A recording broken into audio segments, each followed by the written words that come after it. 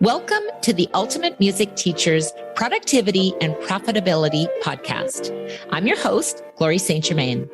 Tune in to discover how you can unleash your teaching potential and turn your passion for music education into profit. Let's dive in.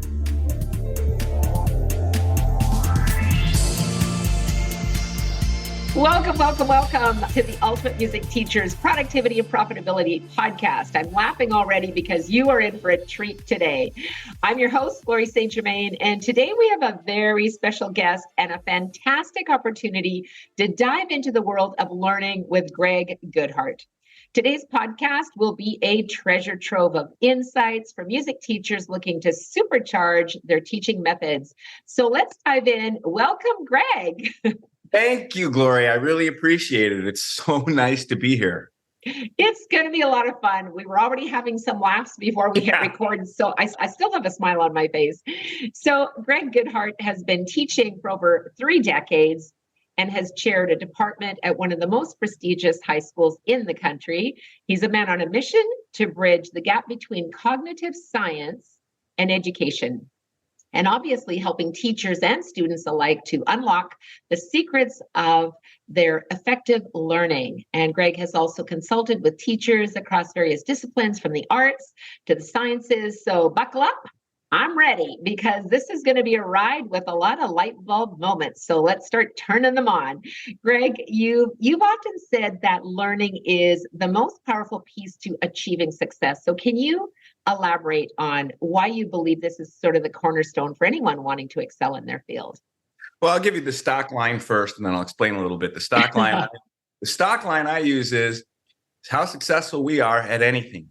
Anything we wish to do in life will be determined for the most part or entirely by how well we learn to do that thing, whatever that thing is. And then and when I mean how well we learn to do that thing, of course, that means how well we learn to do the components of that thing. In other words, the learning process. That's how, and I always tell people, I say, you can use this for anything. You can use it for good or for evil. I always say it the way a supervillain would say it, because you can say it. You can use it to figure out a way to feed all the hungry people in the world, or you could use it to rob a bank. What are all the bank robbery movies about? They're about plans and how smart everyone is and all that, right? Because that's, and in fact, if you look at, I'm not trying to advocate for robbing banks, but you look at the people who've gotten away with this stuff, they usually have a pretty smart plan, or they jump out of a plane like D.B. Cooper and die. But that's a whole different thing. So if you want to be successful at anything, it is good. I don't care if it's athletics. That's mostly above the head, far less about the body than you think. Same thing with playing music or singing or anything else. So how well we learn that thing and I think the reason that I think that's obvious. Okay, that part is obvious. I think the hidden thing within that is what if I'm not capable? Mm-hmm. What if I don't have, talent? Yeah. Some magical pixie dust ridden in on a unicorn by a nymph and dropped on my head at some point when I will magically become great, like all the people I see who's great, because they didn't really work at it. They kind of magically got great and then worked and then did something magical. But that's not it. And I think that's why we don't understand the fundamental principle that how successful we are at anything will be determined by how well we learn to do that thing. I don't care what it is. And the interesting thing about this, and you're going to have to stop me from digressing when you don't want me to, because I will. But the interesting thing about this is there's a reason that I figured this out as a music teacher. And there's a reason music is such a good discipline and I don't care if this is theory as applied to composing or improvising or something like that, or just getting out and playing a Bach piece, or I don't care, a Fleetwood Mac piece, whatever it is. Music, the goal of all learning is performance. That is the goal of all learning. If you are to demonstrate how well you can do something, you must perform. If you study to become an architect, you are not judged by your grades in architecture school. You're judged by the buildings or the bridges or the things that you build. When you walk into your first job, if you sit down and someone says, well, basic building code 1A, it says, what's the building code? Okay, you're done. So you're expected to perform. We learn in almost every other discipline, except for the arts and athletics. We learn in every other discipline, we can take a secret little test. The grades kept secret between everyone. Go back to questions and answer later. Expect that you'll get some wrong. You know what? Expect that you'll get stuff wrong in the learning process, but not the performance process. And the two things are different. So since the goal of all learning is performance, yet we don't require performance in most other disciplines. There's a movement now with project-based learning, but it's where you place it. That's a big problem in doing this stuff. You don't place it at the beginning, you place it near the end after acquiring basic skills. That's a whole other thing I could get into with academics. Wow. But since performance is the goal of music, and since that's the elusive thing, anyone can go to school and get grades, but performance is so. We as music teachers over the last couple hundred years, just to demonstrate to others that we can do our job, have learned how to take everybody and get them to perform.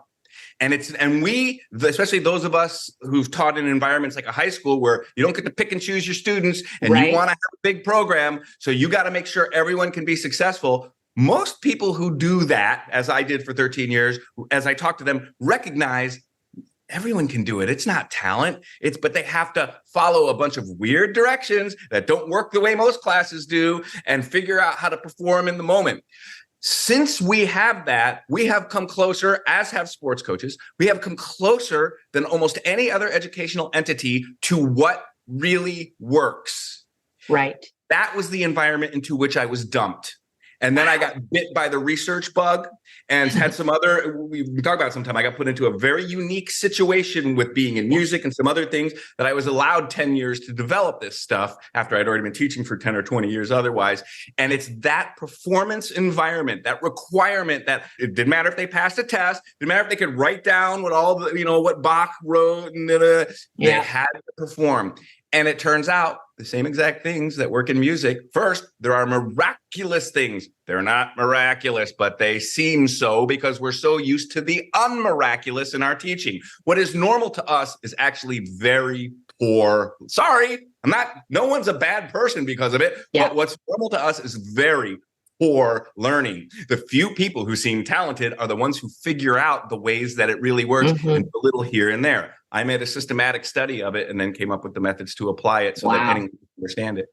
One of the things that I'm so excited to be talking to you about, Gregg, is that what you are sharing today is equally applicable to the world of business, which is what music educators are, is they're independent business owners. And these modules and these steps, and you're going to talk about the secrets of learning that aren't really secrets, as you said, but I think it's also the secrets that music teachers, and that's why I'm so passionate about doing this podcast, is because music teachers often think of themselves as just a music teacher rather than a music teacher business owner that has an opportunity to embrace it. As you said, we don't always get to pick and choose our students. Sometimes they register and they give you the check, pay in full, and then you have this child and you need to know how to navigate that child's education. So what's one secret that you wish every music teacher knew?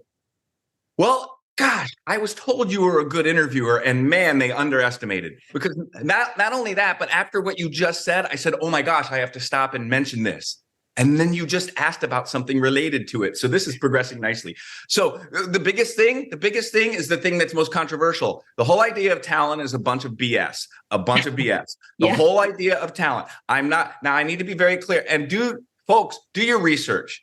Yeah. You're not going to want to hear this, but talent is a faith belief. There is no actual evidence. But what about the 6-year-old? What about them? That's not science. That's not research. Do you know what they did? But no one could do it. Well, no one could do what violinists do now 100 years ago either. So the reason this connects together with the secret, if talent is real, if it is what we think it is, that there are limits on most people, because what number do we really think are talented, right? It's not 50%.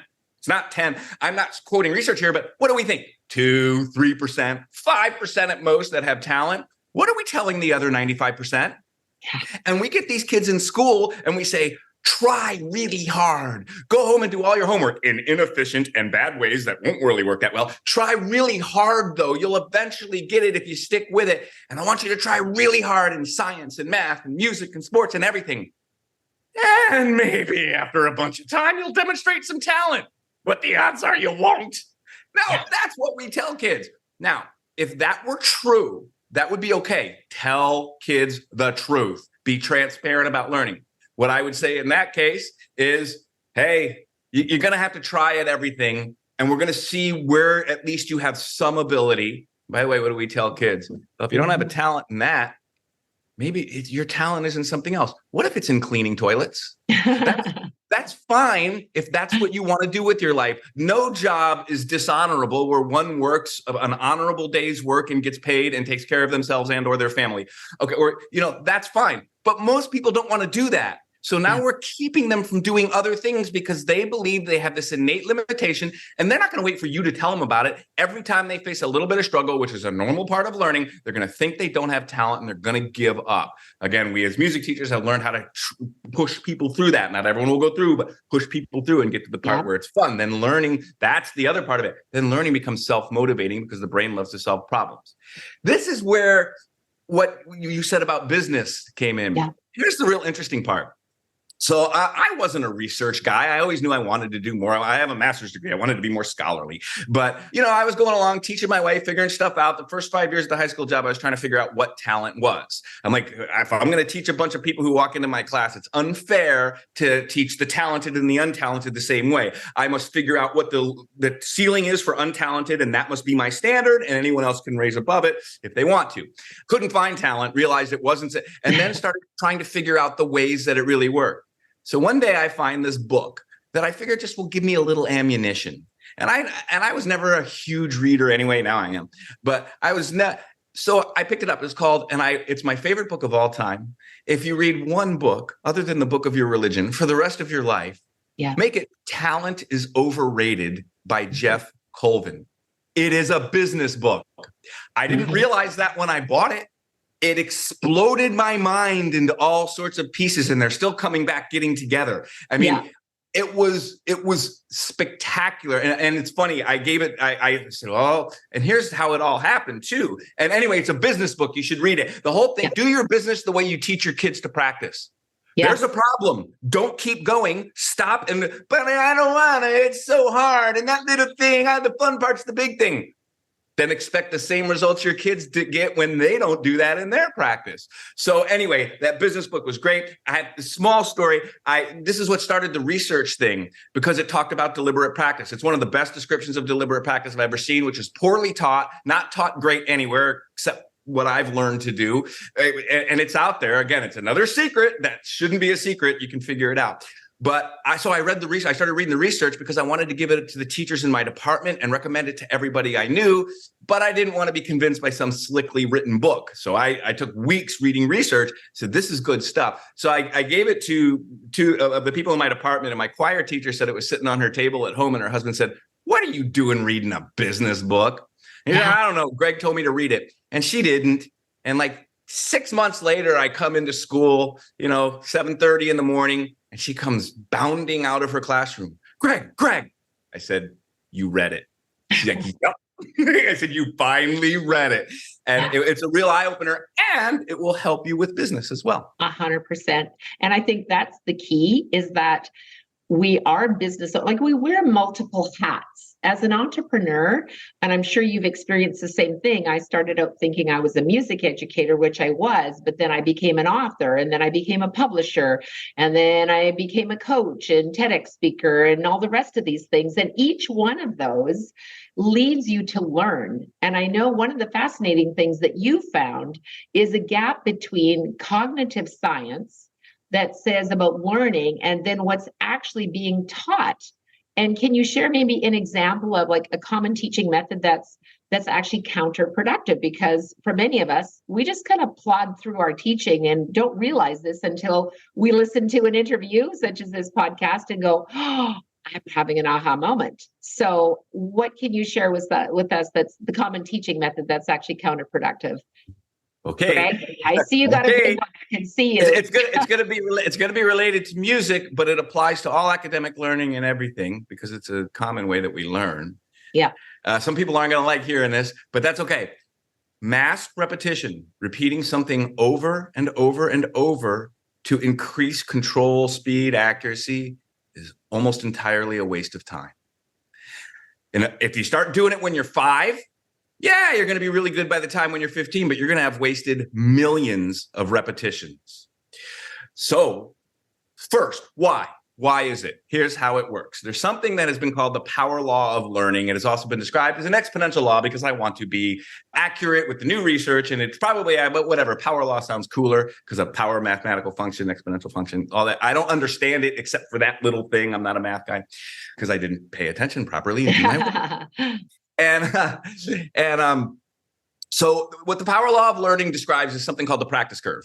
As you do something and repeat it, the first couple repetitions right off the bat will give you great benefit in learning. And let's be specific what we mean about learning. Learning doesn't mean how well you play at the end of your practice. Learning means how well you play when you get on stage in 2 months. Yeah. Learning means how well you play in your lesson next week. That's what learning, we all know. We end our practice here, but the next practice, what happened to everything? There's a reason for that, and it is mass repetition or lack of spaced repetition. So here's what happened. I'm going to illustrate with my finger, but if you picture a graph going left to right, and the benefit to being, up the top of the graph on the left side, that's the benefit from the first rep. Second, now I'm going down with my finger, down. Second rep, third rep, it goes all the way down and plateaus down where you get almost nothing out of each rep.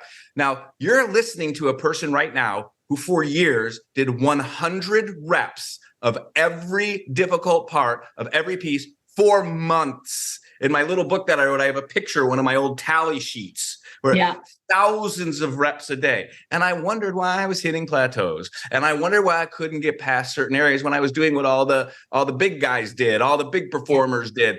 Well, you know what? You wonder why people say you have to start as a child? Because you're doing inefficient things like that. You wonder why a 6-year-old can play piano like gangbusters? Because they're doing stuff like this. So all I've done is tell you it's a problem. I have not given you the solution. The solution is glorious. It takes less time. It's more frustrating. That's the thing. But it takes less time, gives far, far better results that show up at the performance. In fact, when your working memory is chattering and trying to keep you, oh my gosh, you're terrible. Do you see that mistake you just made?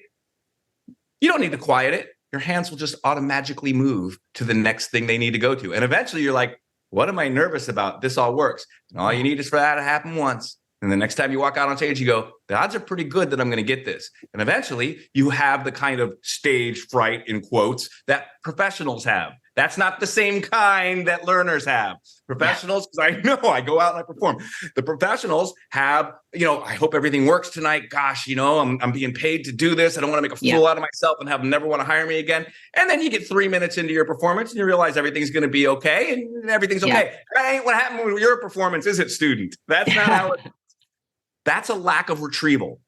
The information is in there. Not just memory lapses, but weak retrieval it could be not horrible retrieval where you stop and can't figure out where you're at. And I've got a very embarrassing story about that. Stop and in the middle of a Bach fugue and you cannot figure out where you're at. And you have to get up and bow and walk off stage. I'm not, because it was that bad. I'm not talking about that. I'm talking about the weak sections, the sections that you're scared about. Here it comes. Oh, no, I'm going to screw up. If you just strengthen retrieval, not do 100 reps, if you just strengthen retrieval, that will come out gloriously. In fact, I'm working on a memory course right now where basically you end up memorizing every measure, takes less time, is way stronger, and then it makes it easier to play at tempo and to do the crescendos and to do everything else you want to do. Yeah. So what do? It's called spaced repetition. This is underneath the banner of retrieval practice. There's all sorts of things called retrieval. Hey, our school system is okay at teaching us how to get stuff into our brains. It's horrible at teaching us how to get it out. Okay, how to get the information out. And memory happens in 3 stages. Everything we perform, right? We were talking earlier, the goal of all learning is performance. Everything we perform, even if we're looking at music, is coming from long-term memory. And we have to be able to get it quickly. Memory happens in 3 stages: encoding, storage, and retrieval. We work on encoding. We don't do a great job on storage, but we can do it. And we don't do any retrieval. After 3 times saying this, I will say it now. Here's how retrieval works. What you have to do is put a little bit of a load on your memory. You have to put a little bit of weight on it, the way you'd put on a weight bar at the gym to make it just a little harder to lift. The way you do this is instead of doing mass repetitions, as soon as you can play something slowly, well below tempo, slowly, and this isn't the slow repetition thing. This is once you can play it, get the motor movements correctly, very slowly, then put periods of disuse in between each repetition. That is to say, play it once, set a timer for start with 5. You'll eventually start with 10s. Start with 5 minutes and work on something else, totally unrelated. It doesn't matter what it is. As soon as the timer goes off, stop what you're doing and play that once and only once. It's going to frustrate the heck out of you because it's going to be bad. Just like when you start the next day again and it's bad, except what you have now done, that badness, if you will, that badness is the weakness of retrieval. It's the no pain, no gain. It is what I like to call the burn of learning. That frustration I'm telling you, you'll want to quit. I don't care who you are. I have watched people go through this and it is bad. But if you will stick with it, and let me say it this way, here's how you try it. Pick something you're working on that's going to be hard or something that's already hard that you're doing 100 reps. Stop doing that. Make sure you got it right. Play it really slowly. Beware of the speed monster. Everyone always wants to play things faster than they do. And you have to think like 3 times. Slow down, no slower. Okay, slower than that. Yeah, I don't care. Well, the speed monster is a real thing. Then do 1 rep, 5 minutes, 1 rep, even if it's terrible. Doesn't matter. Do not repeat it. Do not fix it. The memory's in there. You just did it earlier. It's in there. Even if you're looking at music, that doesn't matter. Then do that for a couple of days, but you're going to have to give it about 3 days. Very quickly, this is a great story about humility and about my own arrogance. So I was at a ASTA, American String Teachers Association conference about 8-9 years ago, and the wonderful Molly Gebrian, anyone who wants to know about memory or something like that, she's a violin professor who also for fun got a degree in neuroscience, and my kind of person. And so I went to her thing and she started talking about spaced repetition. And I remember sitting there going, because listen, I find researchers all the time who understand their research, but do not understand its application. So I have no problem if people don't know what they're talking about. I don't care what their degrees are in. It's all about doing stuff right, not about the halo effect and how you feel about someone and what they've accomplished. But anyway, I said, I don't care who she is. This is what I said to myself as I watched her. I don't care who she is. That she said some stuff. I'm like, that's good. That's good. Oh, that's neat. No, there's no way that works. No way. So you know what I did? Because it really bugged me. I'm like, I can't believe she's out there saying that. We all know that myelin is produced by doing repetition and da. I said, you know what? I'm going to prove her wrong. I'm going to try it and it's not going to work. That's what happened. Yeah. I never mass rep anymore. Never. I have all these schedules of when things come out. It is glorious. It's spectacular. Everything comes out the way I want all the time. And so my first reaction, it sounds so crazy that you just want to tell the crazy person, don't tell me, I know, don't you tell me, I don't know. Let go of that stuff. Try spacing with one thing. Just try it. Yeah, I have to applaud you on that. And one of the things I know to be true is exactly what you are saying. It is a painful experience. I went through it when I was working on my music degree, and my teacher had me do exactly what you are saying, Gregg. And I was like, it's annoying because you have to take the time to put in the effort. However, we're all different people. Some of us love the stage. We love to perform. That's where we want to shine. Others are more in the business mode and we're more about teaching. And so we all have our own things. And for me, I was always this terrified performer. I love to teach. I love the music aspect and I love the aspect of business, but performance scared the heck out of me.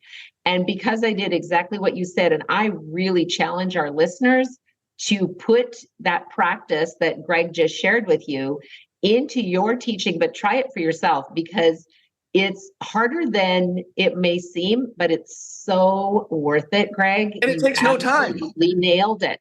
Absolutely nailed it. And especially the walk away, that spacing that you said, space, walk away, come back, and then slow and slower, and then start there. Brilliant. I just applaud you because. And you can keep working on other stuff. You don't necessarily need to walk away. You can just keep working. But I'm sorry, I didn't mean to interrupt. Yeah, no, 100%. It's so true. And I mean, obviously you've been in the teaching game for over, 3 decades. And you said you may share one of your little misconceptions about what you've heard about learning or talent.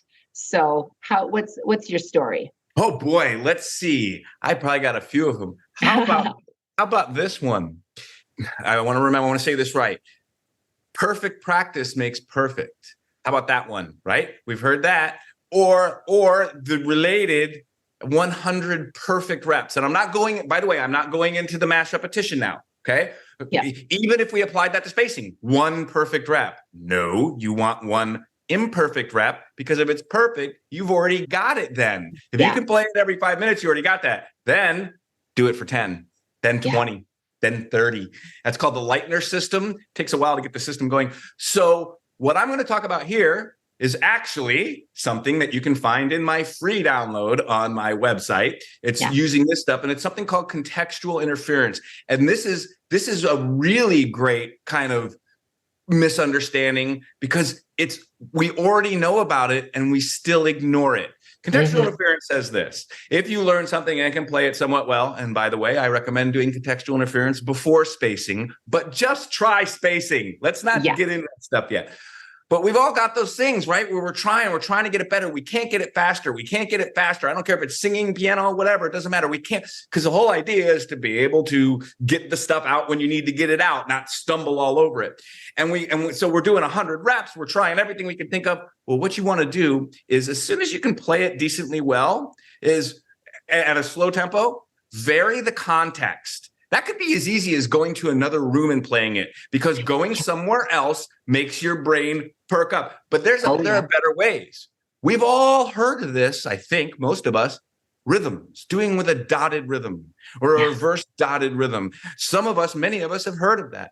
And this is what I do in my practice classes, which is a master class on practicing. And we take these things that are so much trouble for months and months. We all have them. We work on them up to the day of the performance, and then they go wrong when we perform. And then I sit down with people, sometimes like a week after they've performed and screwed it up, and in 20 minutes, fix it. So it feels easy. It's faster. It's cleaner. It's better. And what I use is contextual interference. And so I'll start out. So we need to do something that makes it worse, not better. That is one of the hugest misconceptions. Robert Bjork, he and his wife Elizabeth at UCLA, who do a lot, they have something called the Forgetting Lab. I recommend looking into it, but it's kind of technical. But I was listening to a podcast they were on, and he said, what do you think the biggest misconception in education is? And he, without pause, said, judging our learning in the moment, judging right now whether learning is working or not. Now is not when you judge. You will make all sorts of bad decisions if you judge now. Judge when you test yourself tomorrow. That's how good your learning is. That's where like retrieval practice comes in.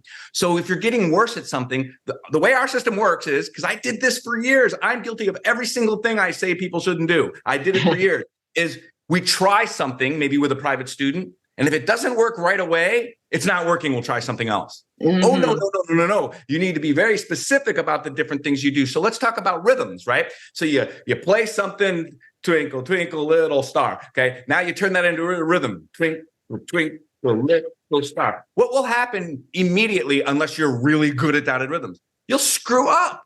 Yeah. You'll have to stop and relearn and reload. Go through the learning process again.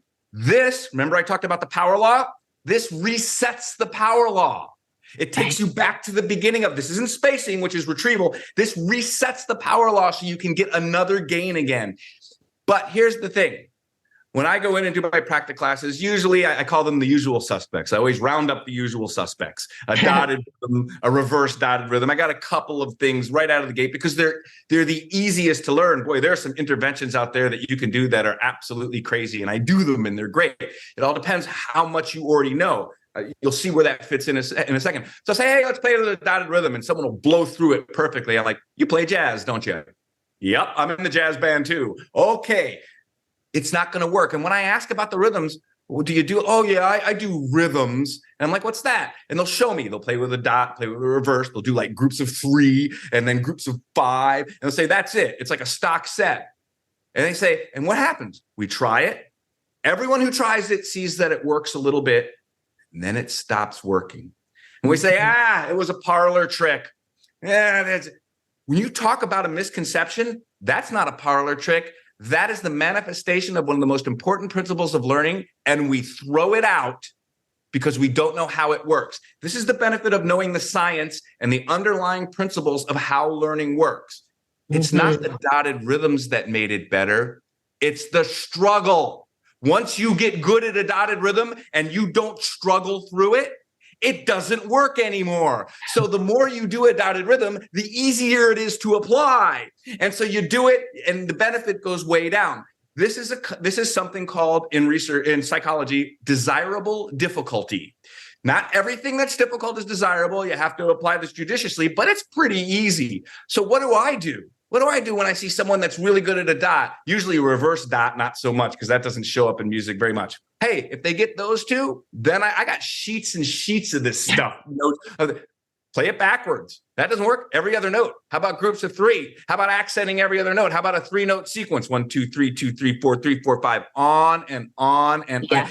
There's all sorts of things you can do. And as soon as we hit that sweet spot where they start to struggle, this is why I say feel the blurn. I say, feel the blurn, feel the blurn. The struggle is okay. There's another aspect to this. You have to let them know struggle is okay. That's the study of mindset. This is the ecosystem of learning where everything affects everything else.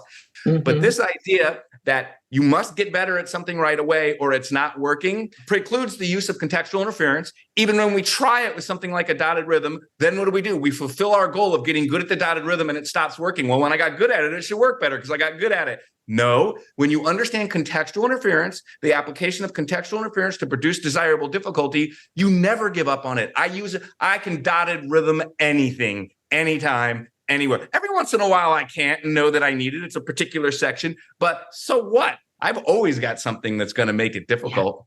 Wow, that's incredible. And I think for, music educators, a lot of the times we don't think about those things or we don't even know about them. And that's why it's so important. I mean, I even want to say congratulations, not only to you, Gregg, but congratulations to the listeners who are taking the time to experience what you can do, not only in your own musicality, but in your teaching, so that you can help students progress faster, progress further, and become lifelong musicians because they're learning, right? And I'm gonna shift the conversation a little here, Gregg, because you mentioned that earlier we were chatting. You mentioned that you live in the Wild West of ideas when it comes to learning. So if you're the sheriff in this Wild West, what's the first law you would enact, Sheriff Gregg? Do your research. All right. And when I say that, I don't mean what a lot of people think. I have parts of my presentations when I go out and talk at schools and things like that. Like, you'd be amazed what passes for, in air quotes, research. Yeah. Okay. I'll just give you one example, and this is common. So there's someone in a Facebook thing with teachers and all stuff, and we happen to be talking about stage fright, which is called performance anxiety, which is a little bit inaccurate. But anyway, I was talking about that, and try this and do that, and everyone's got to. And someone said, there's some research that says if you really hype yourself up before you get on stage, like run in place and that it mimics what's going to happen on stage. And I said, I've never heard that. Where's this research? What have you heard about this? But if it's, hey, crazier stuff has turned out to be true. And I'm willing to try anything on myself to see if it works. If the research is in place, I'm willing to try it on myself and then roll it out to other people if it works. And so I go and read this. First, she links to an article, not research. Folks, reading articles and YouTube videos are not research. They are portals that invite you to do deeper research. Right. Okay? And quick digression, everybody has confirmation bias. You would much rather read research that confirms what you already know, which makes you feel comfortable, than research that you don't, which makes you feel uncomfortable. You will never learn about this stuff if you will not feel a little bit uncomfortable in your learning. There is an amazing book. It's a little complicated, but if you just ignore the math stuff, the rest of it, because I'm not a math guy either, I just glaze over when the math stuff comes, and then he explains it afterwards, and you understand. It's called Thinking Fast and Slow by Nobel Prize winning researcher Daniel Kahneman. He shows the way all of us make terrible judgments all the time in our own worst interest, thinking we have all of the information that we need. And it's more than just a little thing here or there. It's huge. If you feel you have power, you will do less research because power makes you feel like your intuition is more correct. And it's just on and on and on. And one thing he calls one, what you see is all there is. I've done all the research. There's nothing else. Yeah, really? Right. Okay. And the other one, which is what I'm warning about here, when you do research, so that I don't have to arrest you in the wild west of ideas, which is the gap between research and actual teaching, which is where I live. Yeah. If you do the actual research, you're going to have to beware of confirmation bias. He calls it answering an easier question, what do I think, or what do I feel, rather than a more difficult question, what do I think? Yeah. And that's a tough one for people to get by. It's going to happen to everyone. Everyone wants to feel self-justification, just like I did when I saw Molly Gebrian. And frankly, the reason I tried it was just to prove her wrong. Yeah. That changed my whole outlook on all. I take stuff seriously. What was it? Aristotle who said, if the mind is too open, it might fall out. I'm not saying you have to take everything seriously, but do your research, real research, where you dig. And once you know something, you dig some more, and you read the research and you realize there's 3 papers underneath that. You learn to read actual research. May I tell you a story about how hard it was for me? I told you I read Talent is Overrated, and I had to get to know, I had never heard of deliberate practice. I almost stopped reading the book when it said deliberate practice. I said, I've been a musician for over 25 years, and I've never heard of deliberate practice. Clearly, this person doesn't know what they're talking about. Again, my arrogance and my confirmation bias. Okay. I just wanted, oh my gosh, deliberate practice is absolutely a thing. We all do it. We just don't know what it's called, because if we've learned anything, we've done it through applying deliberate practice. Yeah. And so I realized, as I said at one point, once the book really got into me, I said, I need to make sure this deliberate practice thing is a real deal. So I read the deliberate practice study. It is one study. Yeah, they're a bit complex, but it's one study. It took me 2 weeks to read it. I read those things in a half hour now. 2 weeks to read it. Yep. I had to read it again. I had to look up many terms. I had to gloss over terms I did not understand. But when I looked at the basics of the research, I said, okay, there's a reason to believe this. It was really hard. Now, you do have another option. You can find someone who's already put in the thousands of hours for doing this and go to that person. I know a guy. And the weird thing is when I first started doing this, I said, I can't wait to meet other people who know this, because I'm going to commiserate with these people. There aren't other people. There are people who know parts of it. You have to be willing to dig. And then once you find the answer, keep digging. And then once you find an answer that said the other answers were wrong, believe it and keep digging and keep going. I have Google alerts coming up all the time for deliberate practice. I want to see what people are saying about it, how it's being taught, how people are thinking about it. And most don't think about it very well. But that's the one piece of real research. Not for, let me finish by saying it this way, not for what Carol Dweck in her mindset research calls performance goals, i.e. looking smart, but learning goals, i.e. getting smart. Yeah, I'm very familiar with Carol Dweck's work in mindset, and I think it is really a key component to all educators and business owners. I am a student forever. I love learning. I'm a bit of an addict for books and research. As an author, it's part of what I have to do. And exactly what you said, Gregg, it's not reading a little article on someone's blog post, but it's getting real research and real numbers. And I know that you've had an opportunity to coach teachers in various subjects. And I'm really curious, if you will, share, if you've found that there's principles of effective learning, they're universal. But my question is, I'm curious to know, do they vary, do you feel, from subject to subject? The application varies. The principles do not. Okay. So it's like driving a car. It's the same, but it's different in snow, and it's different when it's nice out, and it's different on a gravelly road than it is. It's different when you know where you're going and when you don't know where you're going. Right. Well, but the car still functions the same. If you want to turn right, you still have to turn the steering wheel right. Yeah. And you're going to have to adjust your speed for the turn a little or a lot, depending how sharp the turn is, that sort of stuff. And when the adjustment is the thing that's different, but the way you do the adjustment's exactly the same every time. You take your foot off the gas, maybe you do the brake, that sort of thing. So the principles are always the same. So the elements of the ecosystem of music, this is how important mindset is. It's one of the elements. It Right. is one of the essential elements. Mindset, maybe I'll get them all here. Mindset, flow, deliberate practice, contextual interference, retrieval practice, and there's one other. Anyway, but I made it and I still don't even know what's in it. Did all my writing and it all works. Those were all the ones. For now, I'll add others as they become, but mindset is super important. So you have all these principles and how you apply them to and they all work together. They're synergistic.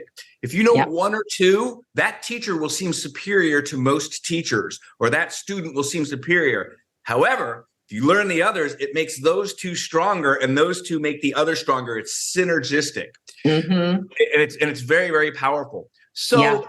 So when we're talking about that, like contextual interference, I'll use that as an example because the first thing people say, especially when I get involved coaching academics and helping students study better or helping teachers teach better, they say, well, sure, contextual interference, dotted rhythms. Well, how do you do it in another subject?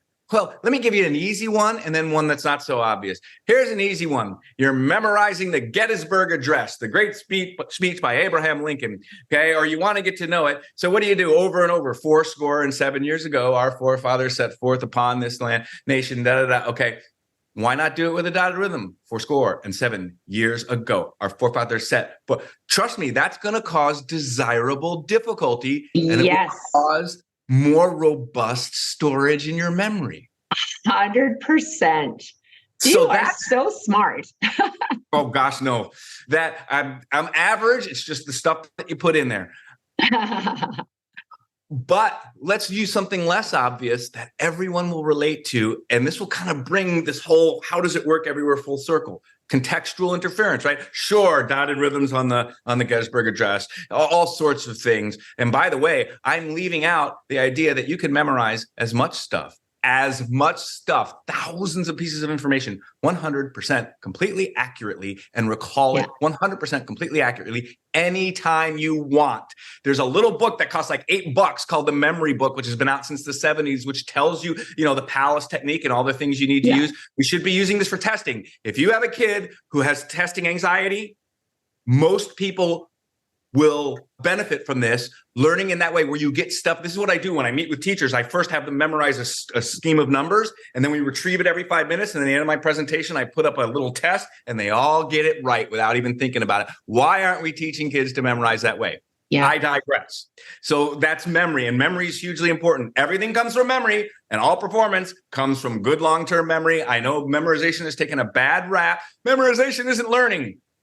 But wheels aren't a car, and you can't have a car without wheels. So memorization isn't learning, but there is no learning without memorization. Yeah, and I think, I think you want to go in for your surgery and have your doctor looking at his phone. One of the things you just make me smile so much, Greg, because I'm just relating to like everything that you're saying. Makes sense once you hear it, right? It totally does, and I think one of the things too that makes me smile is when you're talking about your students, and obviously you've taught a lot of them, and you credit your high school students as your greatest influence and calling it your doctorate. Can you share a story, funny or embarrassing story from your teaching that kind of led to a significant breakthrough in your understanding of learning? Embarrassing, but for other people.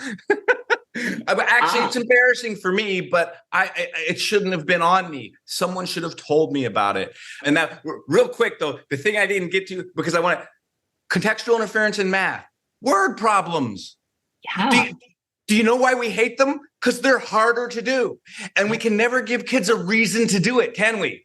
Once we explain contextual interference, mindset, transparency, and learning, the reason you're struggling is to make it better. If you'll do that, it'll get better. And they'll see right away they'll get better at stuff. Then you can convince them to do harder stuff. So you can apply this anywhere.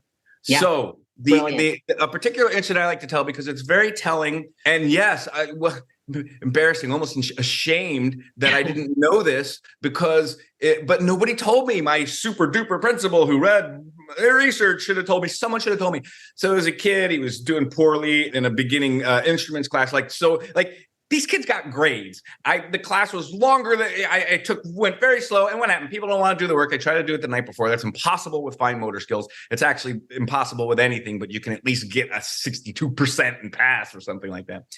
And he kept having problems, and his mom wanted to come in and meet, and he's getting a bad grade, and he's trying, he's doing everything No, that's the one thing I learned. People think they're doing stuff when they're not. If you think you've done everything to get rid of your stage fright or to learn that thing, trust me, there are things you haven't tried.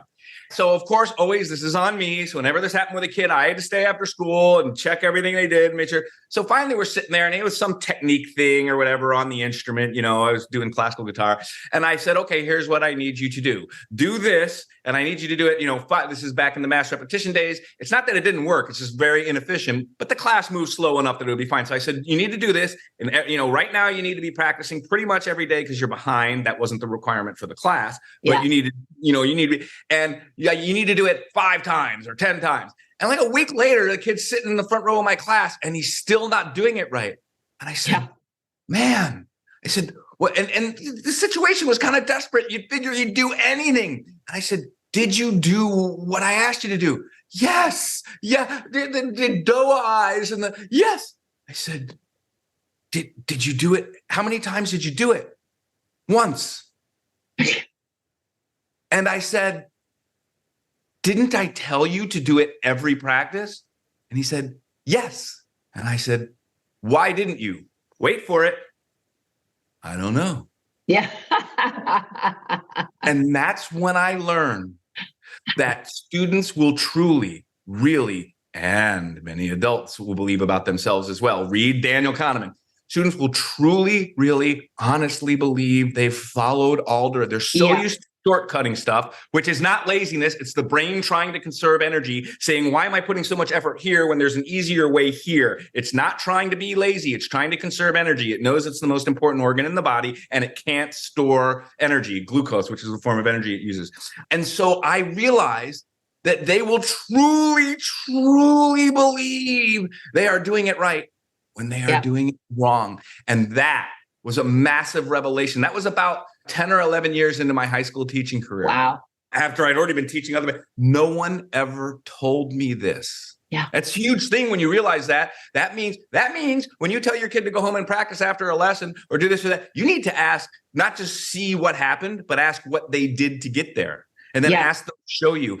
I call it practice coaching. That's what I do. There's not time to do that in a lesson. There's also not time to teach theory comprehensively. So you do it separately. There's also not time to teach history and ear training comprehensively. So you do it separately. The single most important thing that will govern, yes, all the other stuff's important, but the single most important thing that will govern how good we get, how we practice, no real instruction at all. Go home and figure it out on your own. It's amazing how everyone has different levels of talent, isn't it? Oh, wow. And it's inobvious. It's not obvious. Contextual interference, it's not obvious.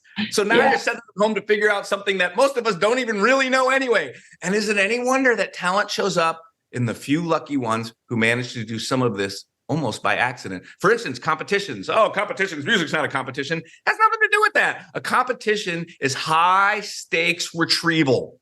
So you got a kid who's good enough to go do competitions, even if they're doing terrible, they're doing massive high stakes retrieval several times a year while your kid is still working on Twinkle. Jeez. But that's built in. We don't know a system of, you can do a system of retrievals in your practice rather than having to go to competitions. We set up systems that work. We don't know how they work. I do. Yep. And I am so grateful that you've shared them with us today, Gregg. I really am. I've just, I'm taking notes and going to be implementing these in my own business as well as sharing them with my students. And I guess my final question for you is, if you could have a jam session with any musician, living or dead, who would it be and why? I know what I want to say. It's 2 that count as one, Lennon and McCartney, because I would want to be in the middle of that creative process. Yeah. Everything I've read, and I've read a lot about it, and the time that they were at when all those things were happening, rock and roll was going through the same thing classical music went through with Beethoven. They played the Beethoven role. And it's probably a hero worship element to it as well, but I would love to be in that. It's interesting. There was an article I wrote about Lennon and McCartney were on the cover of, I forget what magazine it was, and it was called The Neuroscience of Genius. I'm like, ooh, I have to buy this. That was a different article. They just put it by Lennon and McCartney to make it look like, but they tried to show how they were how creative they were, and how John was this, creative, boorish rebel, and Paul was the button-up, organized guy. Yeah. And it said, here's how you be creative. You have the boorish guy, and you have this. And most of us would say, okay, if I would have read that when I was a kid, like, well, okay, one of us has to be the boorish guy, and one of us has to be the button-down guy. No, you're reading about people and how they did it well into their creativity after they went through. Yep. So that's where I come up with the phrase, if you want to become what they are, do what they did, not what they do. Yeah. Don't do it the way they do it now. So I would like to see what they did. When I read about how they bounced ideas, I would like to just sit in the middle of them with a guitar and say, just tell me what to play when you want me to play it. Yeah.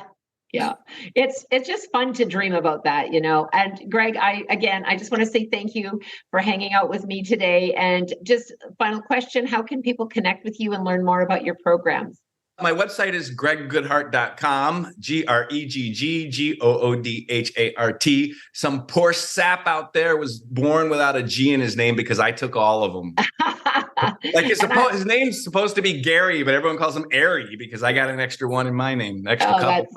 That's funny. And I'll be sharing those links in the show notes as well. Gregg, it has been an absolute pleasure having you on the Ultimate Music Teachers podcast. Your wisdom is like a beautiful chord progression.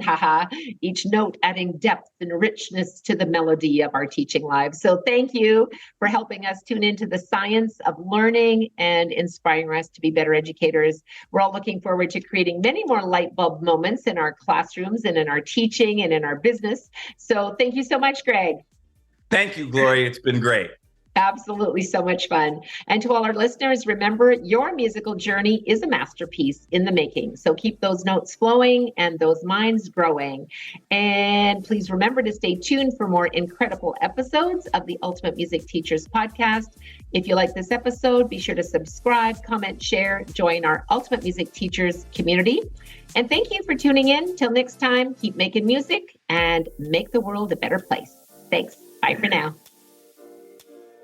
Thanks for listening to the Ultimate Music Teachers Productivity and Profitability Podcast.